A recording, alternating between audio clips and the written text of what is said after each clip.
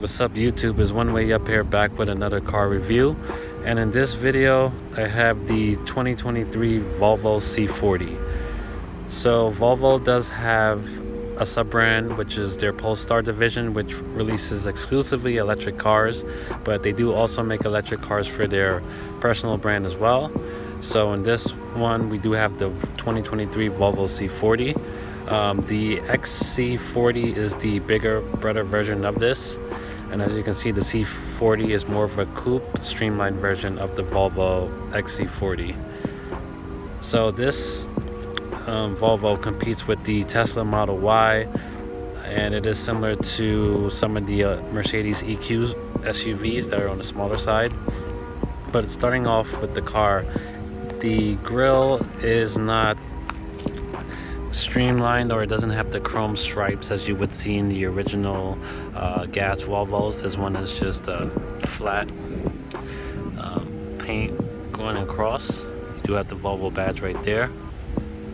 I do like how the LED headlights kind of split during the middle, and it kind of continues over to the side in a vertical shape.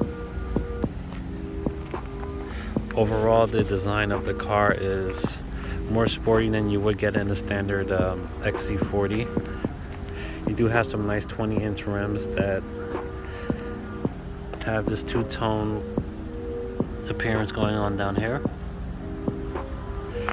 On this side is where you will get your charging port just by pressing it and opening it up like that.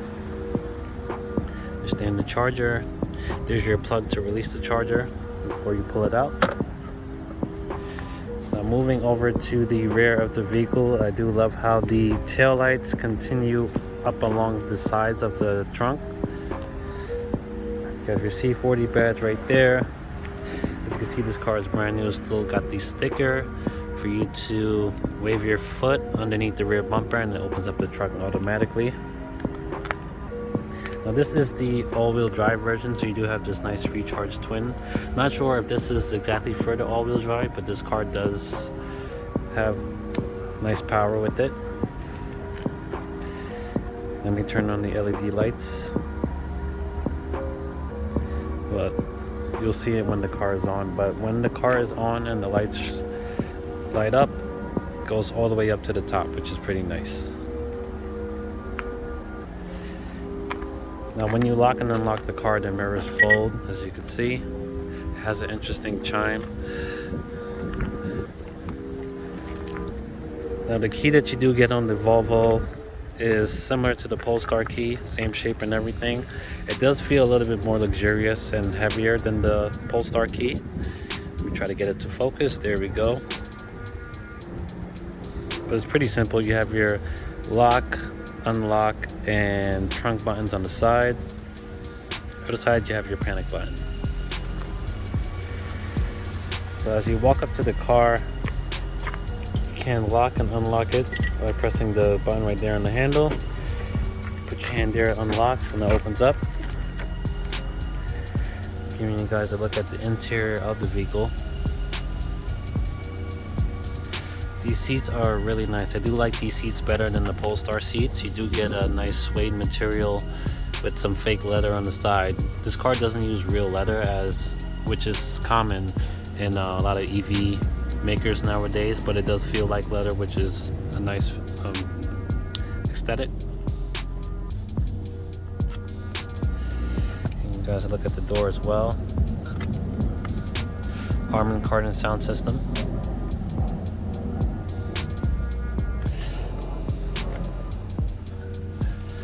So stepping into the car, as soon as you step in, AC turns on, screen lights up. So that's a really nice feature. There's no start or stop button. This is where it would normally be in their other models, but it's completely taken away. So you just get in, put your foot on the brake, shift to drive, and you're ready to go. The cool thing about this car is that you don't even have to shift to park. While it's in drive, I just take my foot off the brake. The car automatically stays where it's at, shuts off when I get out and lock the door. So as I'm getting out, I'm gonna pop the hood. I'll show you guys the front of the vehicle. Okay, so opening up the front, you do have a cover on it, which is interesting. Most vehicles I've seen with one of these, it's open once you lift up the hood, but I'm gonna release this. Space isn't going to be as much as you would expect, but you do have a little divider which is taking up some of the room, but you should have the option to remove it, and you do, but there isn't much on there. There's like it's tire inflation material, but yep, this is the front of the vehicle. Now, since this is an EV, the engine isn't going to be in the front, but this car does have a combined output of 400 horsepower from its electric motors. So the car does feel, you know, very quick. It's very easy to get up to speed, and the torque is instant. So that's one of the benefits you do get with electric cars. So stepping back inside the vehicle, I do like these rubber mats that the car comes with.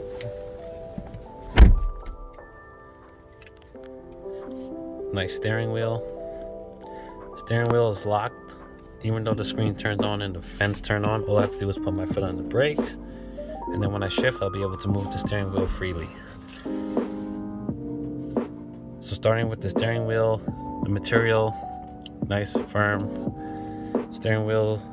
Not a big steering wheel, but it's very comfortable. It does its job. This car has effortless driving, so it's not going to be a sporty steering wheel. You're not going to be really steering that often, especially when you use its radar cruise control, which is right here. It does a great job of keeping you in the lane and keeping the distance from the car in front of you. Now, it's not as good as Tesla. I will say one of my biggest issues with that is that it keeps asking you to grab the steering wheel much quicker than you would in other vehicles, even non-EV cars that have their version of radar cruise control. But when it's working, it works great. Moving up to the display, it's going to be a fully digital display. So let me put the car in drive so it comes up.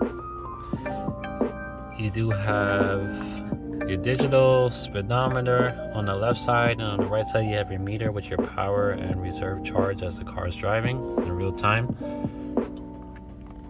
When you press this button here, you can switch between your map being up or away on the screen.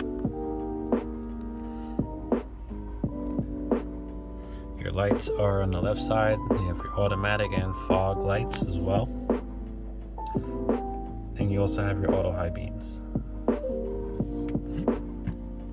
Moving over to the door, like I said earlier, the materials in this car, very nice. I do like how even though there is some plastic, it doesn't feel cheap. They did a good job of making the car feel like a luxury car.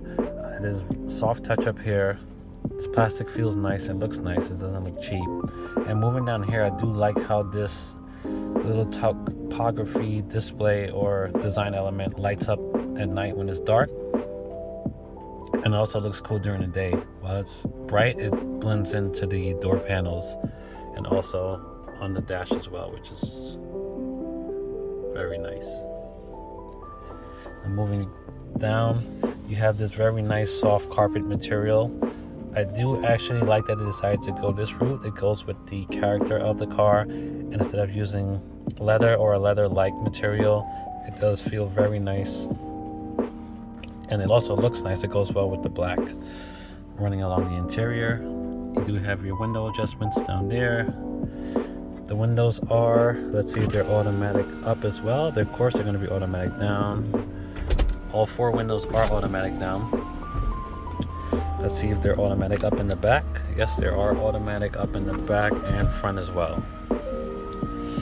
Have your turn signal stalk on the right side with, not turn signal stalk, excuse me, rain sensing wipers, and you can adjust the speed of your window wipers.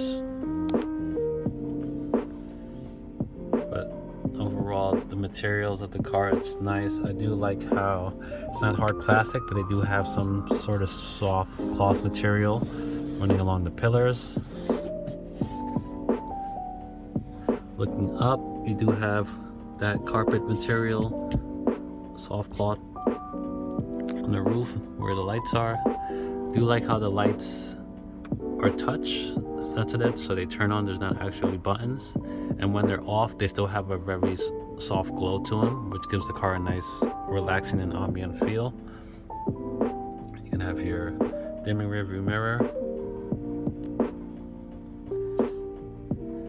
very nice interior. With the roof, you get a full glass roof. It's not an actual sunroof, but this is how the car comes, which is similar to what Tesla does with their vehicles. Gives you a nice open feel. I'm moving over to the screen. Now this is Volvo's center infotainment system. It's very simple, I will say that. It's very simple and minimalistic. You have your climate controls down here, with your seating controls for your heated seats, not ventilated, which kind of sucks for this price point. This car is going to be around $60,000 and up, but this is how I decided to option it. You have Apple CarPlay. This uses the Google system, so it does come with Google Maps as its default navigation. I'm pretty sure this car should have Android Auto, since it does use Google, but you can also use Apple CarPlay now, which is nice that I didn't have before. You have your Bluetooth, your radio, Sirius XM.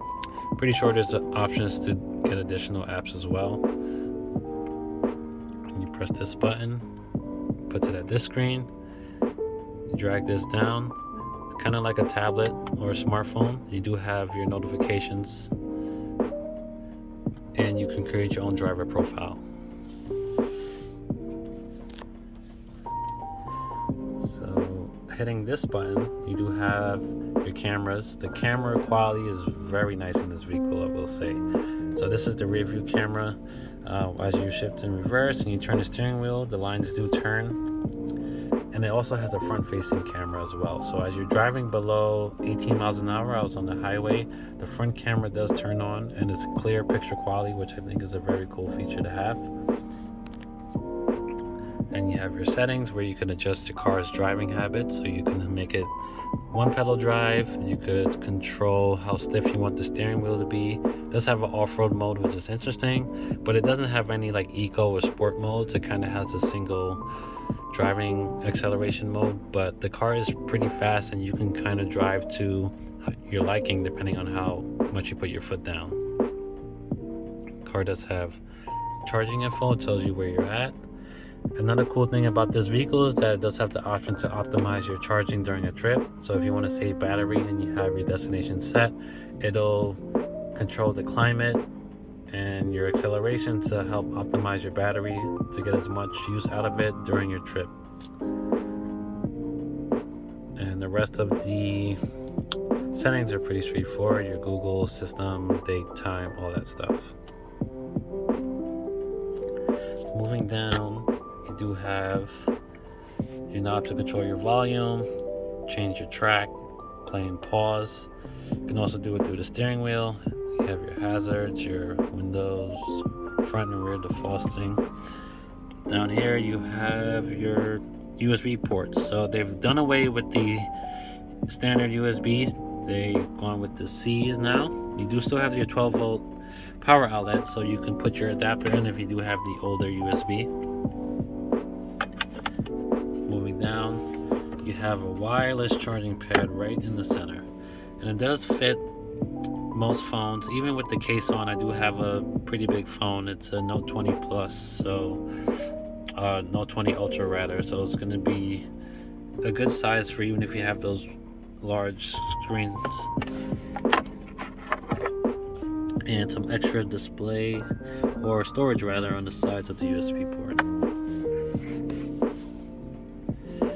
Moving down to the shifter, it doesn't take up a lot of space. It's pretty easy to shift. One touch down, it's in drive, up for neutral, all the way up for reverse.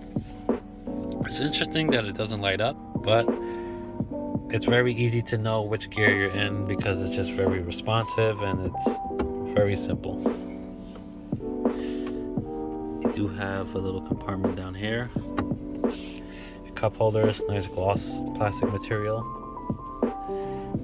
Moving back, you have your center armrest. Now this little flap is interesting. So this is like a mini garbage can that the car comes with. So let me lift this up and show you how that works. So before we get to that, you have your center armrest, decent amount of space. No power outlets in here, which is a bit of a letdown. It would be nice to be able to charge your phone in there, but everything is out here. So let's say you're eating, you have garbage, wrappers, or paper, you want to get out of sight. Push this down and your stuff goes in there. As you're driving, once you lift your armrest up, you can take this out and just dump your stuff out. So that's a nice feature that they added to this interior, which is very nice. Okay, now I'm going to step into the rear of the vehicle.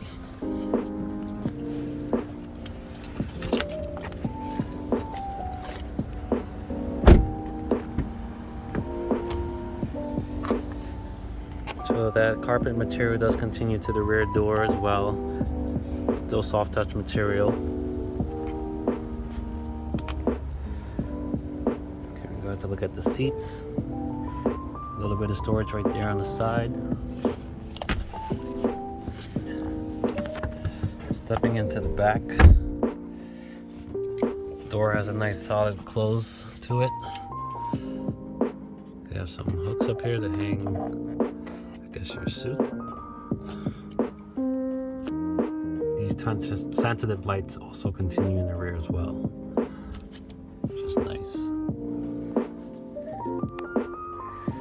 So space-wise, it is a lot more roomier here than it looks on the outside, I will say that. I am 6'3". I have a lot more headroom than I thought I would have, and as far as the space for my legs, I do have a good amount of space actually. So if we do have adults, you know, 6'3", 6'4", they could actually fit back here. I'm very surprised. So I thought the Model Y was a lot roomier than this one is in the back seat, but this one is actually very, very good. So moving down to the rear vents. These vents have real nice knobs. They feel like it's metal, and it may be actually metal that they use. So that's a really nice premium feel that they added.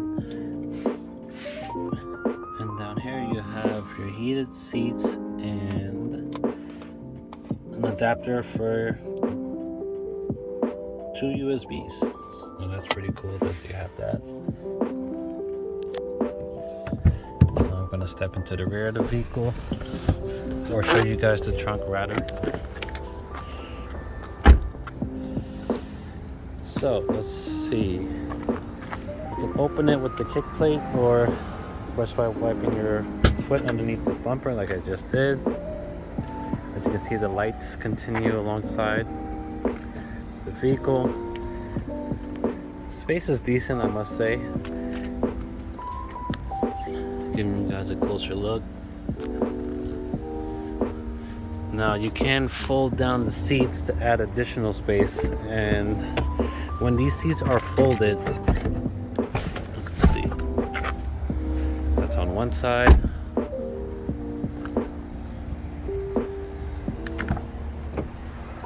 And we're doing the other. They go completely flat. So when you have the seats folded down, you can stow a crazy amount of things in here. So this actually has surprised me with the storage space that it does offer. I expected this to be a lot less storage space, considering how the SUV looks from the outside. I didn't think it was that big, but I'm actually impressed with what Volvo has done with this vehicle.